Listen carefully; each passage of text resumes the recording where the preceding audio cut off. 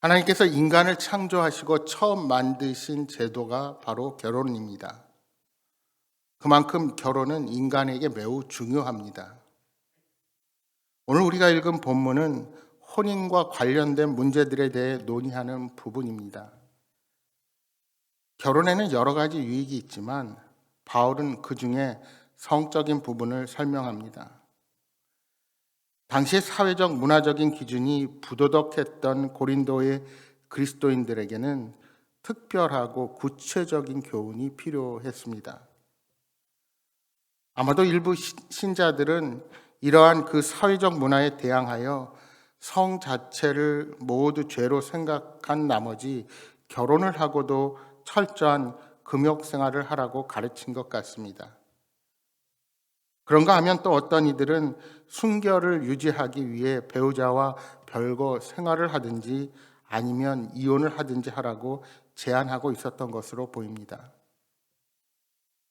본문은 그러한 주장들에 대해서 성경적인 입장은 무엇인지, 그리고 때로는 절대적인 원칙이 아닌 바울의 입장에서 생각하는 하나님의 뜻이 무엇인지를 설명하고 있습니다. 8절의 말씀처럼 바울은 독신 생활이 환영할 만한 좋은 일이라고 생각합니다. 그러나 그렇다고 해서 결혼 생활이 나쁘다는 뜻은 아니라는 말을 덧붙이고 있습니다. 독신은 은사이지 모두가 독신일 수 없습니다. 요즘 젊은이 중에 혼자 사는 것이 편하고 좋다고 생각하는 경우가 많아졌습니다. 실제적으로 많은 젊은이들이 성적인 대상을 한 사람으로 국한되는 것에서 자유할 뿐 아니라 성적인 관계를 갖는 것에 대해서 너무나도 쉽게 생각합니다. 그러면서도 가정과 자녀에게 구속된 삶이 싫어서 독신을 택하는 경우도 많이 늘어나고 있습니다. 그러나 바울이 말하는 독신은 이런 것과는 완전히 다릅니다. 이러한 젊은이들의 독신과는 하나님께서 주신 생각이 아니라 자기 자신의 욕심과 욕망을 위한 것입니다. 하지만 성경이 말하는 독신의 은사는 하나님을 위한 섬김과 희생의 삶에 가족과 배우자가 제약을 가져오는 것을 방지하는 오로지 하나님을 위한 독신을 말합니다. 여러분, 성경이 말하는 성은 남자와 여자 사이에서 이루어질 뿐만 아니라 결혼이라는 울타리 안에서 한 몸을 이룰 때에야 참된 가치가 있습니다. 그리고 그러한 하나님의 영광스러운 제도 속에서 우리들의 성적인 욕망을 채워야 합니다. 오늘 보면 3절, 4절 말씀해 보시면 바울은 당시 남성 중심의 지배 사회에서 가히 혁명적인 발언을 합니다. 그것은 결혼 당사자로서 남편과 아내의 권리가 동등하다는 것입니다. 우리가 성경적인 관점에서 결혼이 한 몸을 이루는 것이라면 그 사람의 몸은 그 배우자의 소유라고도 할 수 있습니다. 따라서 성적인 결합을 통해 신비스럽고 친밀한 결합이 이루어지면 아내가 자기 몸을 주장하지 못하고 오직 그 남편이 하며 그 남편도 이와 같이 자기 몸을 주장하지 못하고 오직 그 아내가 하는 일이 생기는 것입니다. 결국 결혼한 부부는 더 이상 두 사람을 독립적인 존재로 있을 수 없게 합니다. 그것이 바로 성경이 말하는 한 몸인 것입니다. 따라서 부부가 서로 분방할 수 있는 유일한 시기는 기도를 위해 얼마 동안 관계를 금하기로 상호 합의했을 때뿐입니다. 여러분, 금식까지 하면서 하나님에게만 집중하는 것은 소중한 일입니다. 하지만 바울 사도는 이 또한 습관적이어서는 안 된다고 말씀합니다. 일정 기간 기도가 끝나면 부부는 다시 합해야 합니다. 특히 그렇게 하지 않으면 절제 못함을 인하여 사탄의 성적인 유혹에 넘어갈 빌미를 제공할 수 있음을 경고합니다.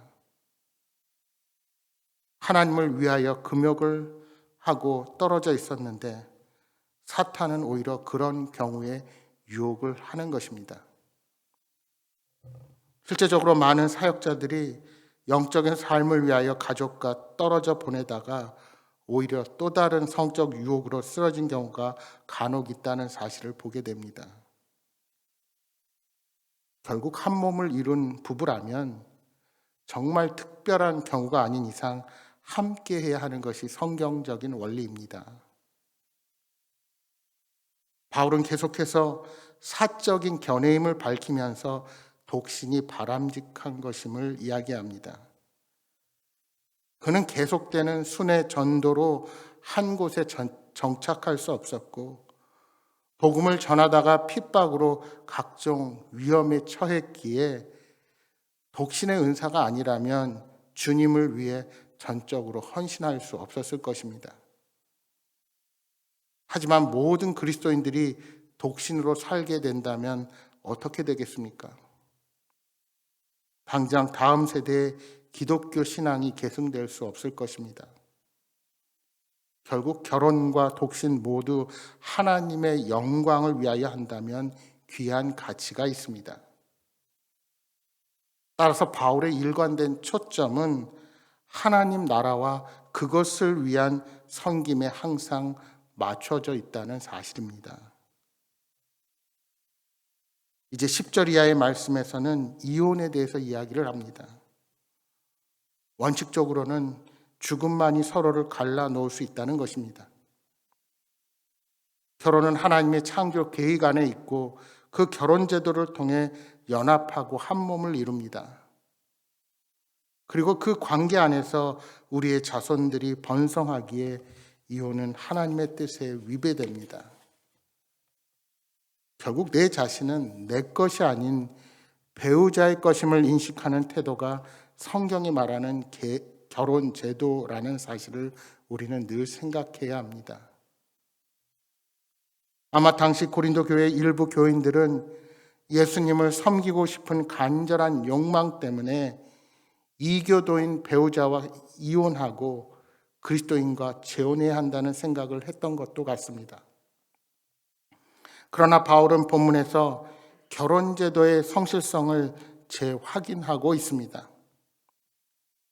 그것은 결혼한 부부가 헤어지지 않고 함께 지내는 것이 바로 하나님의 뜻이라는 것입니다. 한쪽 배우자가 불신자라 할지라도 그렇다는 것입니다.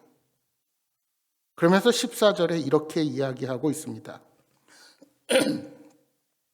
믿지 아니하는 남편이 아내로 말미암아 거룩하게 되고 믿지 아니하는 아내가 남편으로 말미암아 거룩하게 되나니 그렇지 아니하면 너희 자녀도 깨끗하지 못하니라. 그러나 이제 거룩하니라.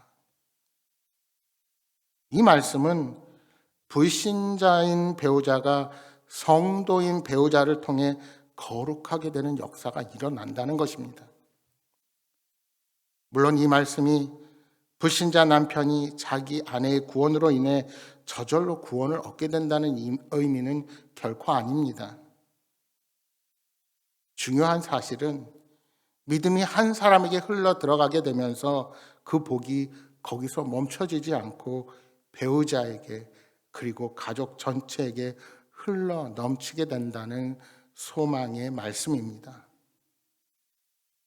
꼭 가족 중에 그리스도 안에 있지 않아서 낙심 가운데 계신 분들은 이 말씀으로 힘을 얻으시기 바랍니다.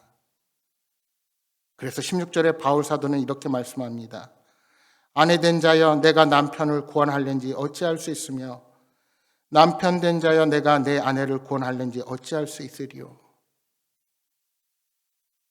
성도가 불신자와 어려운 가운데서도 결혼 생활을 지속하는 이유는 그들이 불신 배우자에게 좋은 영향력을 미칠 수가 있기 때문입니다.